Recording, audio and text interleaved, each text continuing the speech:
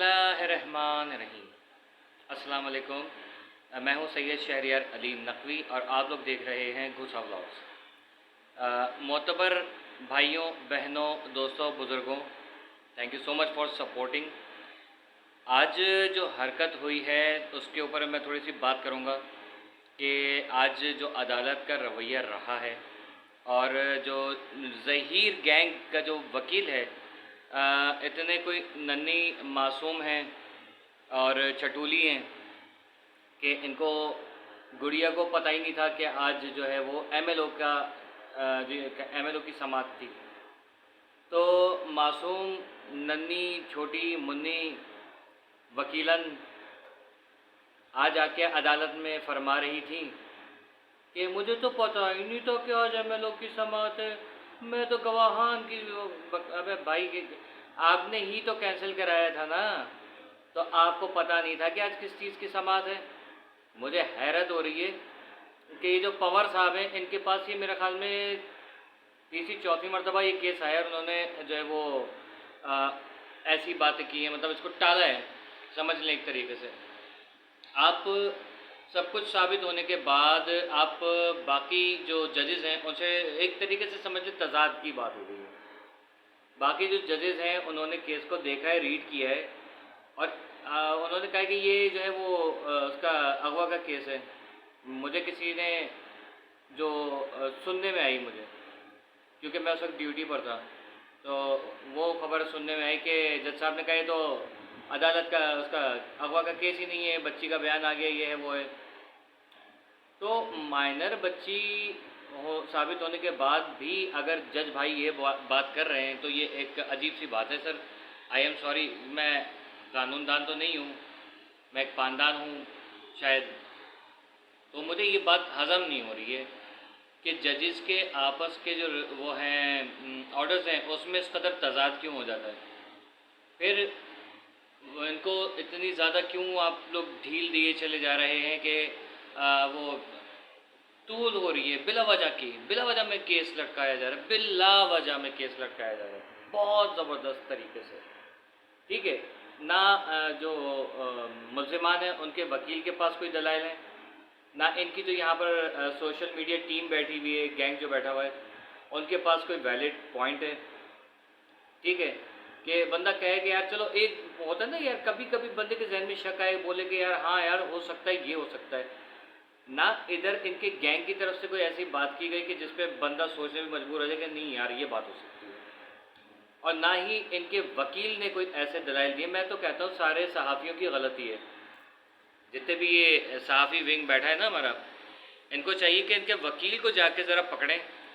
और जैसे वो पसूड़ी नहीं जिब्रान नासिर के पीछे बहुत बड़ा एक अपने आप को कामरान खान समझ रहा था, इकरारुल हसन समझ रहा था कि माइक ले के पीछे जा रहा है, और फिर उसी तरीके से आप इनके पीछे जाते हैं, पूछते कि भाई आखिर आपने ये जो बयान दिया है, जो आपने दलाइल दिए हैं, तो उसमें आपको पता ही नहीं था कि आपने जो है वो मुगविया का जो एमएलओ है वो 5 तारीख का करवा दिया है।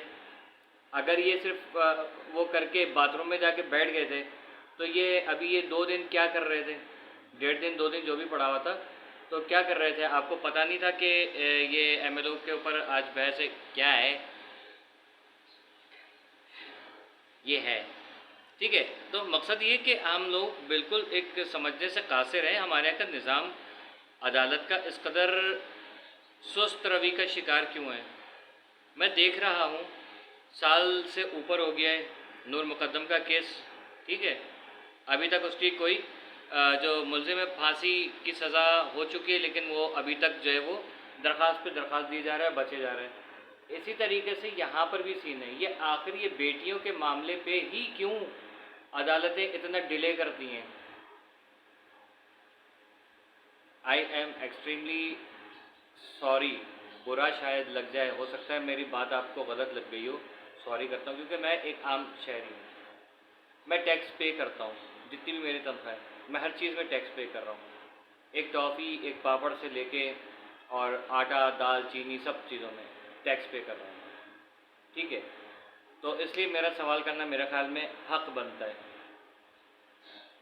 कि आप ज़रा ये बता दें कि सिंपल सी छोटी सी चीज़ है, बच्ची का एमएलओ होगा, हाँ होगा, सही है। क्यों होगा भाई? इसलिए होगा, ख़त्म।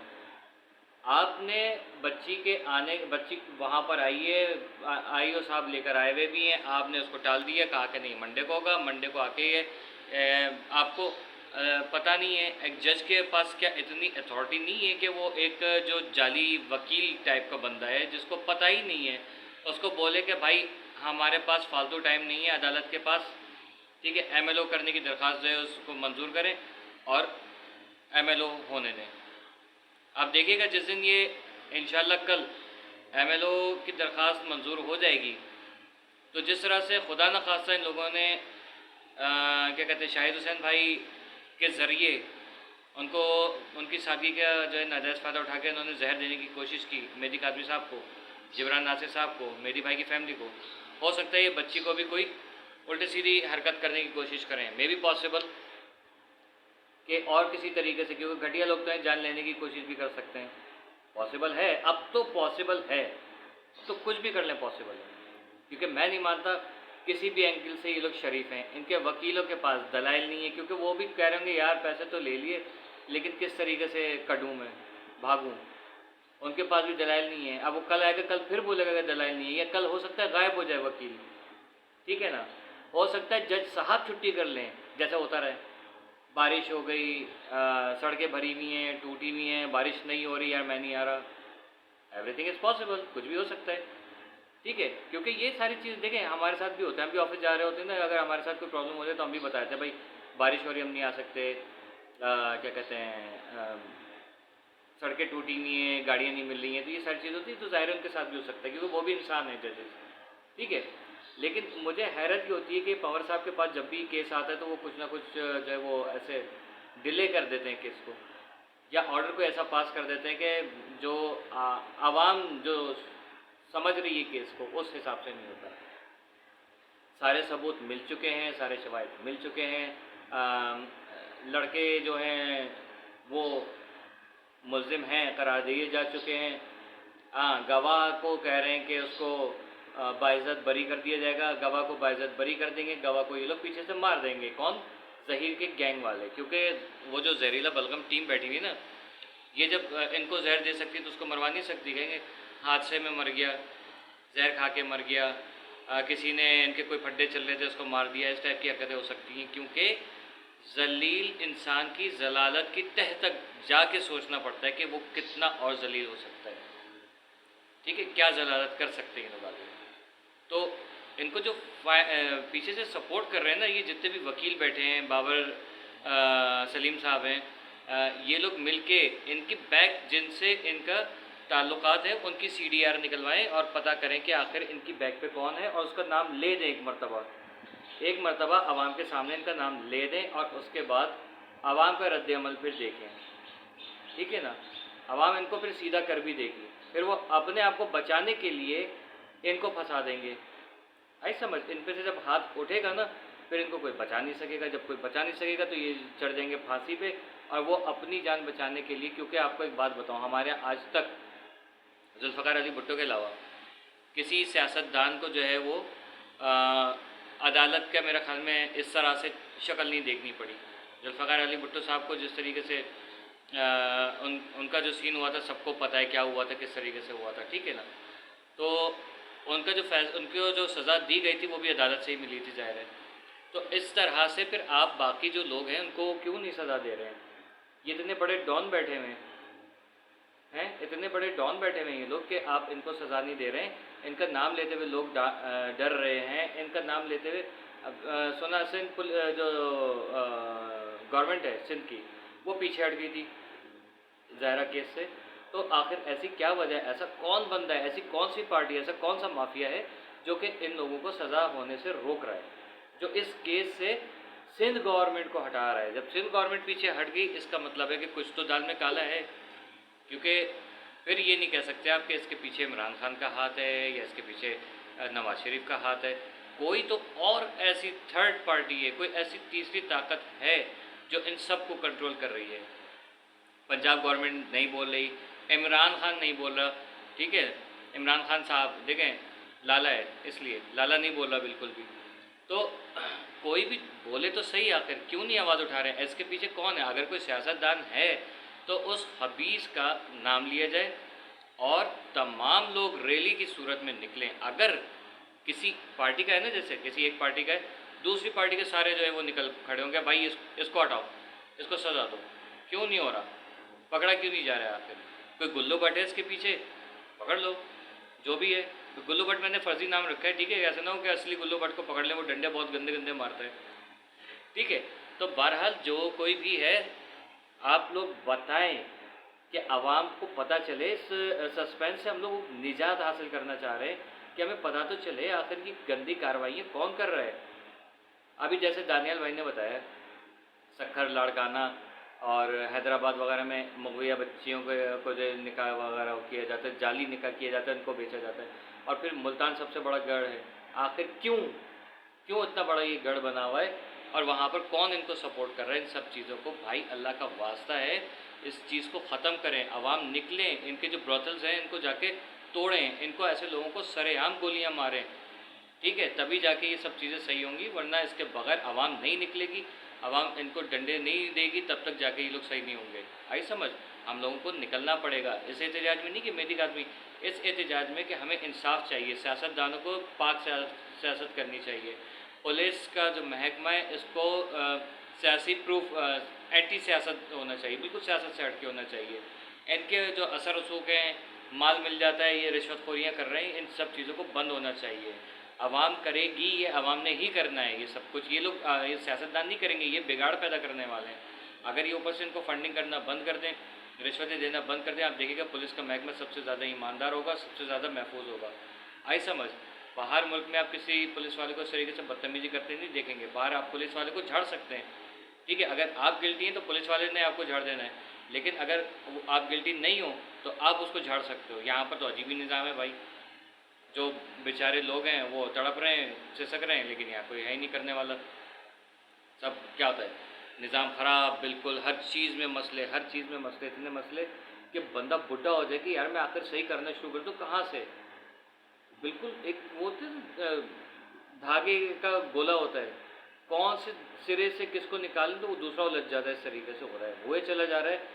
1 महीना हो गया आप मुजरिमों को सज़ा नहीं दे रहे, 1 महीना हो गया बच्ची का MLO नहीं करा रहे। यार ये कोई हद होती है, कोई मजाक चल रहा है यहाँ पर। आखिर हो क्या रहा है हम लोगों के साथ? ये होगा भी कि नहीं होगा? आप स्ट्रेट फॉरवर्ड बता दो कि हम करने ही नहीं देंगे, बोल दो, नहीं करने दोगे ना। मुझे अभी भी यकीन नहीं है कि कल MLO की दरख्वास्त पे अमल हो जाएगा, कि MLO होगा, ठीक है ना, MLO का ऑर्डर आएगा, मुझे अभी भी यकीन नहीं है। लेकिन एक अलग से सिर्फ उम्मीद है कि वही करवा सकता है जो यहाँ तक लेकर आया है। अल्लाह से मुझे पूरी उम्मीद है कल MLO हो जाएगा। लेकिन ये जो बैठे हुए हैं ना, शैतान जो बैठे हुए हैं कि मुझे तो पता ही नहीं था कि आज MLO की दरख्वास्त पे समात है, मुझे तो पता ही नहीं था कि मैं, उसको पता है कि तू ज़हीर का वकील है। अबे चव्वल, सारे जितने भी रिपोर्टर्स हैं जाके घेरे से। नजम ज़ाहिरा अगर आप सुननी तो आप जाएँ, शायद भाई आप सुन रहे हैं तो आप जाएँ, दानियाल आप जाओ, वो क्या नाम है, मुमताज़ जमाली आप लोग सुन रहे हो, आप लोग पकड़ो इसको जाके। भाई आपको कैसे नहीं पता था? आप टाइम क्यों वेस्ट कर रहे हो अदालत का? इट्स मीन कि ये लोग जो हैं सिंसियर ही नहीं है, उनको पता है कि MLO जो है वो होगा वो आखिर, इसके बावजूद जो है इनके वकील ये हरकतें कर रहे हैं। तो ज़ाहिर है अकल की बात है यार, कोई अकल को हाथ मारे बंदा जाके यार, तो बोले कि यार ये चल क्या रहा है, हमारी अदालत इतने सुस्त रवि का शिकार क्यों है भाई?